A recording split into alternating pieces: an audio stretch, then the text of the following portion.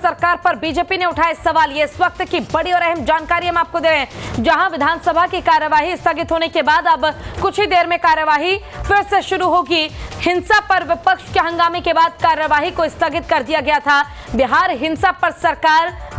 BJP ने उठाए सवाल। तो फिलहाल बिहार में जिस तरह से हिंसा हुई, इसको लेकर बीजेपी ने सवाल उठाए हैं और बिहार हिंसा पर, बिहार सरकार पर बीजेपी ने सवाल उठाते हुए कानून व्यवस्था को लेकर सरकार को घेरने का काम किया। विपक्ष ने जमकर सदन में हंगामा किया, सदन के बाहर प्रदर्शन किया गया और सदन के अंदर विपक्ष ने जमकर हंगामा किया है। तो बिहार में जिस तरह से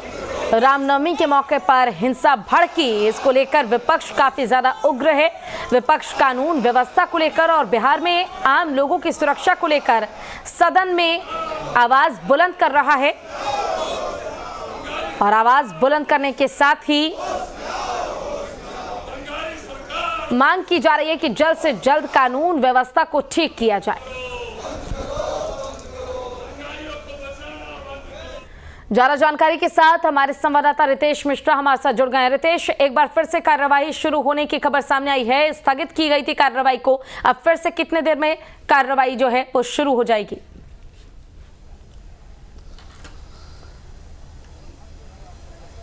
अब बिल्कुल पूजा, दोपहर 2 बजे तक ये जो कार्यवाही है वो स्थगित की गई थी, लेकिन धीरे धीरे देखिए कि एक बार राकेश दिखाएं कि जो भी विधायक हैं उनके आने का सिलसिला शुरू हो चुका है और एक बार फिर से सदन जो है वो सुचारू चलने की उम्मीद है। आज का जो सदन है वो काफ़ी महत्वपूर्ण होने वाला था, क्योंकि अब देखिए कि विधानसभा के सिर्फ अंतिम 2 दिन बाकी हैं, जिसमें कई प्रश्नोत्तर काल था, अल्पसूचित, तारांकित और शून्य काल के प्रश्न लिए जाने वाले थे, कई महत्वपूर्ण योजनाओं पर चर्चा होने वाली थी। लेकिन हंगामे की भेंट चढ़ने की वजह से कई सारी जो महत्वपूर्ण बातें थी वो आज विधानसभा की कार्यवाही में उन सारी चीज़ों पर चर्चा ही नहीं हो सकी, क्योंकि लगातार अगर विपक्ष की बात करें, बीजेपी की बात करें, तो वो लॉ एंड ऑर्डर के मसले पर आक्रामक है। सदन के बाहर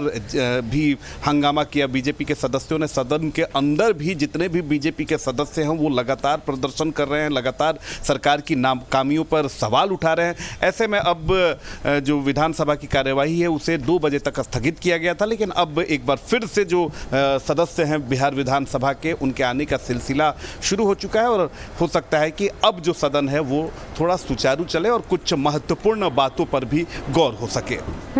बिल्कुल रितेश, और जिस तरह से सदन में विपक्ष आवाज बुलंद कर रहा है कानून व्यवस्था को लेकर, इसको लेकर एक बड़ा सवाल यह है कि जिस तरह आपने इससे पहले भी जिक्र किया था बेगूसराय की एक घटना का, जहां अंधाधुंध फायरिंग की गई थी एनडीए की सरकार में, और आज वही जो पहले एनडीए की सरकार में नीतीश कुमार के साथ ही आज वही लोग आवाज उठा रहे हैं जो पहले कानून व्यवस्था को ठीक से नहीं चला पाए,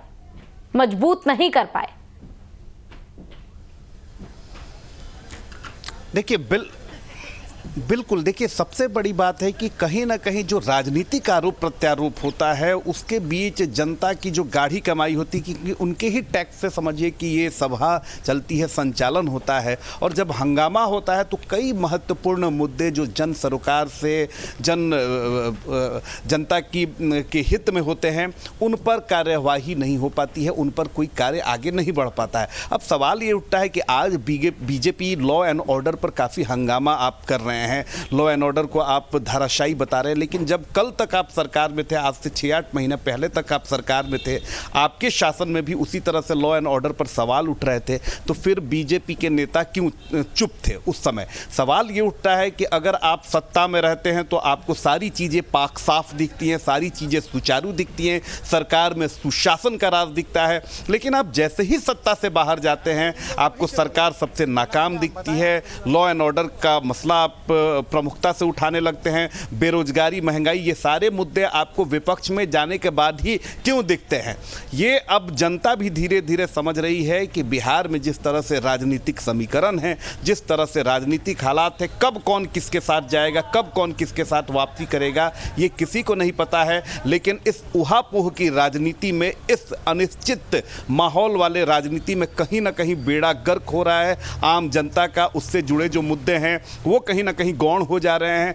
उससे जुड़े जो जनहित के मामले हैं वो कहीं ना कहीं साइडलाइन किए जा रहे हैं और सिर्फ आपसी आरोप प्रत्यारोप में सदन की जो कार्यवाही है वो उलझ कर रख जा रही है। आप समझिए कि 1 महीने का बजट सत्र था, लेकिन ज्यादातर जो समय है वो विपक्ष और सत्ता पक्ष में आपस की तनातनी में ही बीत गया और अब सदन समाप्त होने वाला है, लेकिन उसमें कोई ठोस नतीजा निकलकर सामने नहीं आया। बिल्कुल, देखिए रितेश, मुझे तो लगता है कि अब आम लोगों ने विधानसभा की कार्यवाही से मतलब रखना ही खत्म कर दिया होगा, क्योंकि जिस तरह से एक दूसरे पर आरोप लगाए जाते हैं, आपसे ही जानना चाहूंगी मैं, क्योंकि आप वहां पर रहते हैं, आपको बेहतर मालूम होगा कि क्या सदन में जो आम लोगों के हितैषी बनकर मुद्दों को उठाते हैं, उनकी आवाज को बुलंद करते हैं, क्या इसका प्रभाव सरकार पर कुछ हद तक पड़ता नजर आता है? क्योंकि मुझे लगता है कि सदन के अंदर जो भी बात उठाई जाती है केवल अपने राजनीतिक लाभ के लिए, अपने वर्चस्व के लिए उठाए जाते हैं। उससे अगर सरकार कुछ नहीं करना चाहेगी तो चाहे आप विपक्ष में रहकर कितने ही आवाज को बुलंद कर लें,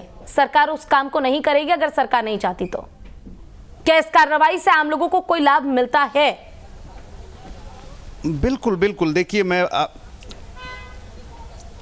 बिल्कुल, देखिए मैं आपको बता रहा हूं, वही पूजा मैं बता रहा हूं आपको कि आज शिक्षा विभाग, विधि विभाग, स्वास्थ्य विभाग और समाज कल्याण विभाग के ध्यानाकर्षण के सवाल पर सरकार जो है वो जवाब देती, लेकिन जब विपक्ष जिस तरह से आक्रामक था, जाहिर सी बात है कि शिक्षा विभाग के सवाल, जाहिर सी बात है कि गरीब जो छात्र हैं, जो शिक्षक हैं, इन लोगों के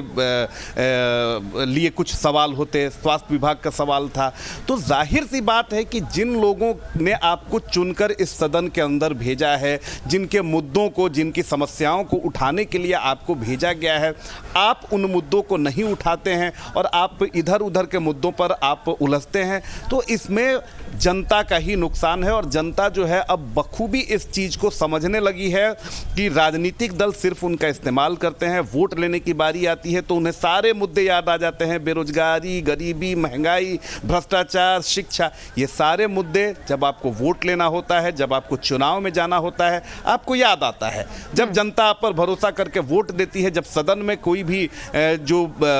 जनसेवा का सवाल उठाना होता है, उस समय आप सिर्फ आपसी तनातनी, आरोप प्रत्यारोप में उलझ कर रह जाते हैं और कहीं ना कहीं जनता से जुड़े जो मुद्दे हैं वो गौण हो जाते हैं, साइडलाइन किए जाते हैं। और यही कारण है पूजा कि कई सारी योजनाएं जो 2 साल में पूरी हो जानी चाहिए, जो 1 साल में पूरी हो जानी चाहिए, उसका समय सीमा किस तरह से बढ़ते जाता है। आप देखिए कि कहीं पुल 10 साल लग जाते हैं, पुल नहीं बन पाता है, कहीं सड़कें टूटी रह जाती हैं, कहीं बिजली नहीं पहुंचती है। तो इसका सिर्फ एक ही कारण होता है कि सदन में जो ध्यान आकृष्ट करके सवाल पूछना चाहिए, जिस पर गंभीरता से सरकार के कान में ये बात डालनी चाहिए, वहां पर विपक्ष अपनी जिम्मेदारी उस तरह से नहीं निभा पाता है ताकि सरकार तक ये सारी बातें, अगर विपक्ष पुरजोर तरीके से सरकार तक ये सारी बातें, ये सारी समस्याएं पहुंचाता, तो आज कई सारे मुद्दों पर जहां पर आम आदमी परेशानी झेलता है, ये परेशानी नहीं झेलने को मिलती। तो आपसी आरोप प्रत्यारोप के दौर में चाहे सरकार हो, विपक्ष हो, सारे लोगों पर गंभीर सवाल है। और अब आम जनता धीरे धीरे इन सारी चीजों को समझ रही है कि वोट के समय तो ये सारे लोग हितैषी बनते हैं, लेकिन सदन में जाकर जब विकास के लिए सवाल पूछना होता है तो ये लोग सिर्फ राजनीतिक आरोप प्रत्यारोप में उलझ कर रह जाते हैं और आम जनता से जुड़े जो सामाजिक सरोकार के कार्य होते हैं, विकास के जो काम होते हैं, वो कहीं ना कहीं साइडलाइन कर दिए जाते हैं। बिल्कुल, देखिए रितेश, अब यही समय है जब बिहार की जनता को असलियत को, सच्चाई को समझना होगा और उसे एक्सेप्ट करना होगा कि आखिर इन सिचुएशन से, इन परिस्थितियों से किस तरह से निपटा जाए और आने वाले समय में जो अब अपना मताधिकार है उनका, किस तरह से उसका इस्तेमाल करें ताकि बेहतर सरकार उन्हें मिले जो बेहतरी के लिए काम करे, बिहार के विकास के लिए और उनके लिए हर स्तर पर काम करे। फिलहाल आपका बहुत बहुत शुक्रिया इस तमाम जानकारी के लिए।